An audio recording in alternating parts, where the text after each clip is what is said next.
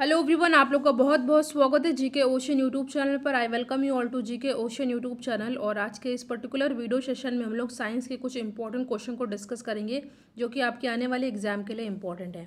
तो चलिए हम लोग अपना आज का डिस्कशन स्टार्ट करते हैं। और ये क्वेश्चन ऐसे हैं जो कि पहले के एग्जाम में पूछे जा चुके हैं।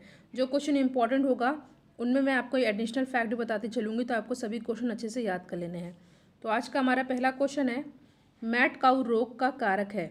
आपके सामने 4 ऑप्शन दे रखा है और इस क्वेश्चन का करेक्ट आंसर हो जाएगा प्रायांश। ठीक है, कुछ इंपॉर्टेंट फैक्ट आपको यहाँ से याद कर लेना, जैसे कि मैड काउ रोग मवेशियों के मस्तिष्क को प्रभावित करता है और मस्तिष्क में उपस्थित प्रायांश नामक विकृति प्रोटीन इस रोग का कारण है और इस रोग में गाय जो है पागल हो जाती है।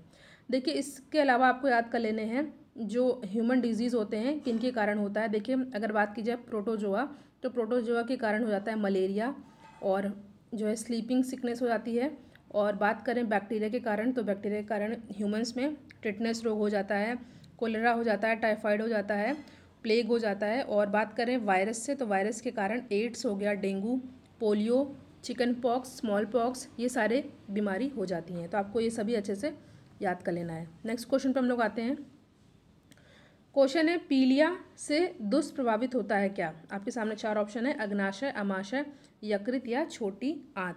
और इस क्वेश्चन का करेक्ट आंसर होगा ऑप्शन नंबर 3, यकृत। ठीक है, देखिए कुछ इंपॉर्टेंट फैक्ट आपको यहाँ से भी याद कर लेना है। देखिए, यह एक यकृत रोग है जिसमें रक्त में वर्णक यानी कि जो बाइल पिगमेंट होता है वो अधिक मात्रा में चला जाता है और इसमें जो है यकृत में पित्त वर्णक का निर्माण अधिक मात्रा में होने लगता है, परंतु यकृत की जो कोशिकाएं होती हैं इसका उत्सर्जन निम्न मात्रा में करती हैं और इसी के कारण पित्त वर्णक यकृत शिरा के माध्यम से रक्त में प्रवेश कर जाता है। देखिए, यकृत यानी कि लीवर, इसके बारे में भी आपको कुछ इंपॉर्टेंट फैक्ट याद कर लेने हैं।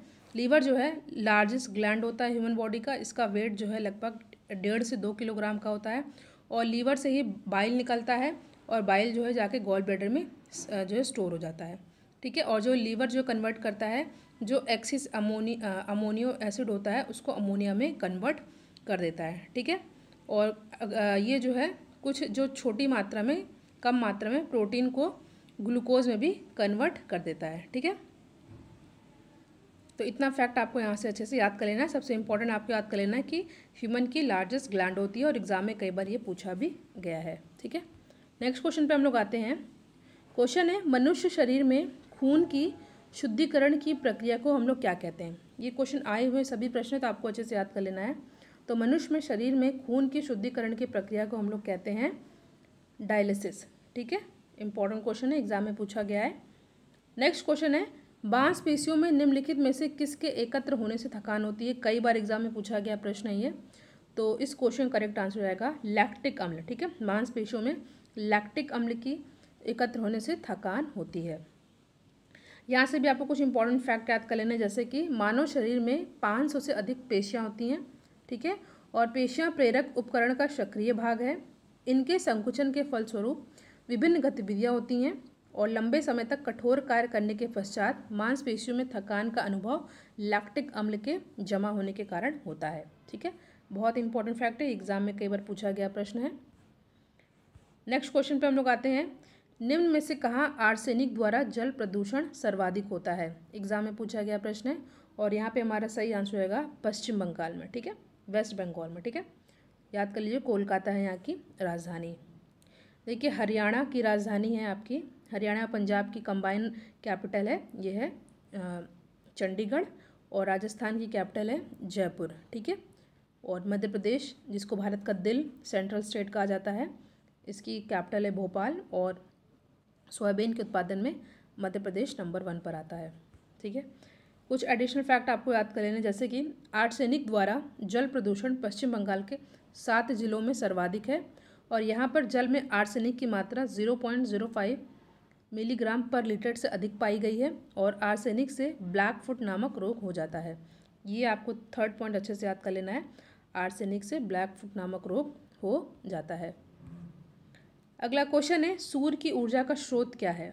कई बार पूछा गया प्रश्न है, आसान है और इस क्वेश्चन का करेक्ट आंसर होगा हल्के नाभिकों का संलयन। ठीक है, एग्जाम में पूछा गया प्रश्न है, सूर्य की ऊर्जा का स्रोत है हल्के नाभिकों का संलयन। और पृथ्वी पर एकमात्र जो ऊर्जा का स्रोत है वो है सूर्य ही। ठीक है, ये भी आपको पता ही है। देखिए, जब हाइड्रोजन के दो हल्के नाभिक आपस में मिल करके हीलियम बनाते हैं तो इस प्रक्रिया में ऊर्जा निकलती है। ठीक है, और इस प्रक्रिया को हम लोग क्या कहते हैं? नाभिकीय संलयन कहते हैं। और सूर्य की ऊर्जा का स्रोत नाभिकीय संलयन ही है। ठीक है, नेक्स्ट क्वेश्चन है, साबुन के बुलबुले के अंदर का दाब कैसा होता है? ये इंपॉर्टेंट क्वेश्चन है, कई बार एग्जाम में रिपीटेडली पूछा गया है। जैसा कि आप देख रहे हैं, आपके सामने 4 ऑप्शन है। वायुमंडलीय दाब से अधिक होता है, वायुमंडलीय दाब से कम होता है, वायुमंडलीय दाब के बराबर, या वायुमंडलीय दाब का आधा होता है। तो यहाँ पे हमारा सही आंसर जाएगा साबुन के बुलबुले का अंदर का दाब जो है ये वायुमंडलीय दाब से अधिक होता है। तो यहाँ पे ऑप्शन नंबर 1 हो जाएगा सही आंसर। देखिए, साबुन के बुलबुले के अंदर का दाब वायुमंडलीय दाब से अधिक होता है और साबुन के घोल का पृष्ठ तनाव यानी कि सरफेस टेंशन बहुत ही कम होता है। ठीक है, अतः घोल के बुलबुले बड़े हो जाते हैं और पृष्ठ तनाव यानी कि सरफेस टेंशन घटने से साबुन के घोल की एक बूंद शुद्ध जल की अपेक्षा अधिक क्षेत्रफल को गीली करती है, जिससे कपड़े अधिक आसानी से साफ हो जाते हैं। ठीक है, इंपॉर्टेंट क्वेश्चन है ये। नेक्स्ट क्वेश्चन पर आते हैं, लोलक की कालावधि यानी कि टाइम पीरियड किस पर निर्भर करता है? तो ये निर्भर करता है लंबाई के ऊपर निर्भर करता है। ठीक है, लोलक की कालावधि लंबाई के ऊपर निर्भर करती है। ठीक है, यहाँ पे कुछ एडिशनल फैक्ट दे रखा है। देखिए, लोलक द्वारा मध्य स्थिति के दोनों ओर एक चक्कर लगाने में लगा समय आवर्तकाल कहलाता है। ये भी प्रश्न पूछा गया है और इसे हम लोग टी से प्रदर्शित करते हैं और इसका मानक सेकंड होता है। और लोलक का आवर्तकाल का फॉर्मूला 2π√L/G होता है। ठीक है, और टी का मान लंबाई पर निर्भर करता है। ठीक है, नेक्स्ट क्वेश्चन है आपके सामने कि कमरे में लगा हुआ वातानुकूलक नियंत्रित करता है। आपके सामने 4 ऑप्शन है, केवल तापक्रम को, आर्द्रता और तापमान को, दाब और तापमान, या आर्द्रता, दाब और तापमान को। पूछा गया प्रश्न है। तो कमरे में लगा हुआ वातानुकूलक नियंत्रित करता है आर्द्रता और तापमान को। ऑप्शन नंबर 2 हो जाएगा यहाँ पे हमारा सही आंसर। देखिए, एयर कंडीशनर आर्द्रता नियंत्रित करता है जबकि एयर कूलर सिर्फ तापक्रम को नियंत्रित करता है। वातानुकूलित प्रशीतक के सिद्धांत पर कार्य करने वाला विद्युत चालित उपकरण है जिसमें तापमान, आर्द्रता व हवा की गति नियंत्रित की जाती है। आज का हमारा आखिरी प्रश्न है आपके सामने, जल के अंदर वायु का बुलबुला व्यवहार करता है किस तरह से? तो ये करता है अपसारी लेंस जैसा। पूछा गया प्रश्न ये। देखिए, अपसारी लेंस अवतल लेंस को ही कहते हैं। चूँकि अवतल लेंस पर गिरने वाली किरणें लेंस के दोनों पृष्ठों पर अपवर्तित होकर मुख्य अतिथि के बाहर की ओर मुड़ जाती हैं तथा आप फैलते हुए प्रतीत होती है। इस कारण अवतल लेंस को अपसारी लेंस कहते हैं। इसके विपरीत उत्तल लेंस को अभिसारी लेंस कहते हैं। इंपॉर्टेंट क्वेश्चन याद कर ले, जल के अंदर का वायु का बुलबुला व्यवहार करता है किस तरह से? अपसारी लेंस जैसा। और याद रखिएगा, अपसारी लेंस को अवतल लेंस कहते हैं और उत्तल लेंस को अभिसारी लेंस कहते हैं। देखिए, इसके साथ साथ आपको एक टॉपिक है जिसको अच्छे से रिवाइज कर लेना है। मैं आपको 2 मिनट में इसको रिवाइज करवा देती हूँ। देखिए, क्वेश्चन हमेशा पूछे जाते हैं विटामिन के बारे में। ठीक है, तो आपको पता है कि विटामिन कितने प्रकार के होते हैं? विटामिन होते हैं A, B, C, D, E और K। इसमें से B कई टाइप के होते हैं। विटामिन A का केमिकल नेम होता है रेटिनॉल और इसकी कमी से जो है विटामिन A की कमी से जो है कलर ब्लाइंडनेस हो जाता है और नाइट ब्लाइंडनेस हो जाता है। और विटामिन A हमें कहाँ कहाँ से मिल सकता है? Milk, egg, cheese, green vegetable, cod liver oil और कैरेट से। बात करते हैं विटामिन बी के, तो विटामिन बी कई टाइप के होते हैं जैसे कि B1, B2, B3, B5, B6, 7, 11 और B12। ठीक है, और विटामिन B1 की कमी से बेरी हो जाता है। ठीक है, बेरी रोग हो जाता है, कई बार पूछा गया है।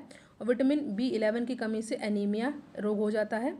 और विटामिन 11 का केमिकल नेम फॉलिक एसिड होता है। बात करें विटामिन सी की, तो विटामिन सी का केमिकल नेम एस्कॉर्बिक एसिड होता है और उसकी कमी से स्कर्वी रोग हो जाता है। ठीक है, और विटामिन सी हमें कहाँ कहाँ मिलते हैं? लेमन में, ऑरेंज में, टमाटो में और जो खट्टे पदार्थ होते हैं उनमें। बात की जाए विटामिन डी का केमिकल नेम होता है कैल्सीफिरॉल और इसी कमी से रिकेट्स बीमारी हो जाती है। इसमें हड्डियाँ टेढ़ी मेढ़ी और कमज़ोर हो जाती हैं। और विटामिन डी हमको मिलता है फिश लिवर ऑयल से, मिल्क में और एग में। विटामिन ई का केमिकल नेम होता है टोकोफेरॉल और इसकी कमी से लेस फर्टिलिटी हो जाती है। और ये हमको कहाँ मिलता है सबसे ज़्यादा, कौन सा सोर्स है विटामिन ई का, तो ये है जो पत्तेदार हरी सब्जियां होती हैं, लीफी वेजिटेबल हो गया, मिल्क हो गया, बटर हो गया, स्प्राउट हो गया, वीट हो गया, इन सब में। विटामिन के की कमी से जो नॉन क्लॉटिंग ऑफ ब्लड, ठीक है, ये हो जाता है। और विटामिन के हमें सबसे ज़्यादा कहाँ मिलता है, टोमेटो में, सोयाबीन ऑयल में, ग्रीन वेजिटेबल में, ठीक है। तो ये टॉपिक इंपॉर्टेंट था क्योंकि इससे क्वेश्चन पूछे जाते हैं, तो आपका 2 मिनट में रिवाइज हो गया। तो वीडियो को आप लोग नेक्स्ट पार्ट इसका जल्दी ही आएगा। Thank you so much for watching. Thank you.